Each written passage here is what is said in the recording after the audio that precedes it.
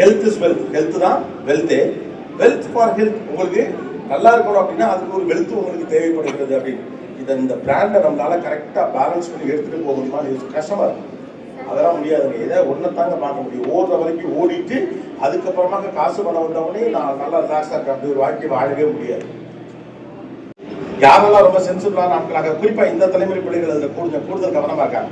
ஏன்னா அது முந்தின தலைமுறையை பார்த்துருக்குறாங்க. அப்பாவை, சித்தப்பாவை, பெரியப்பாவெல்லாம் பார்த்துருக்காங்க. கடினமான உழைப்பாளி இந்த பேர் இருக்கிறவர் கடைசியில் படுத்த படுக்கையாக கிடக்கிறாரு அப்படின்னு சொல்லிட்டு இப்போ இருக்கக்கூடிய பசங்களுக்கு ஓடுற அந்த கான்சியஸ்னஸ் வந்துருச்சு. ஒரு பக்கம் நான் பணம் சம்பாதிக்கணும், அதற்கு நான் தான் முக்கியமான ஆளாக அசட்டாக இருக்கிறேங்கிற பட்சத்தில் என்ன நான் பார்க்கணும். We try to build assets, but we won't understand we are itself an asset. நாமே ஒரு சொத்து தான் அப்படிங்கிறது முதல்ல நமக்கு தெரிகிறப்ப நம்ம கவனிப்போம்.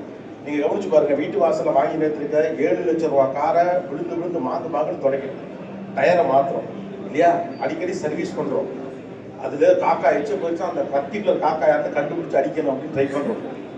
அவ்வளோ பார்த்துக்கிட்டே இருக்கும். வண்டி அப்படி பார்த்துப்பான், புள்ள மாதிரி பார்த்துக்கிறேன் அப்படிலாம் சொல்லுவாங்க. ஆனால் அந்த காரையை உருவாக்குறதுக்கு வாங்கி ஆடுறதுக்கான உழைப்பில் கொடுத்த உங்கள் உடம்பை நம்ம எந்த அளவுக்கு பார்த்துக்கிறோம் அப்படின்னு ஒரு கேள்வி. We take it for granted. நம்ம எப்பவுமே அசட்டை பில்ட் பண்ணுறது தான் அசட் நினைக்கிறோம். உங்கள் அசட்டை காப்பாற்றுறதே பெரிய அசட். எப்படி கடன் இல்லாமல் இருக்கிறதே பெரிய சொத்துன்னு சொல்கிறாங்களோ அது மாதிரி சொந்த அசட்டான அந்த பாடியையும் மென்டல் பீஸ்ஃபுல்னஸையும் நம்மளால் எப்போ சேஃப்கார்ட் பண்ணி பத்திரமா வச்சுக்க முடியுதோ ஆட்டோமேட்டிக்காக வெல்த்தை பில்ட் பண்ணிட முடியும்.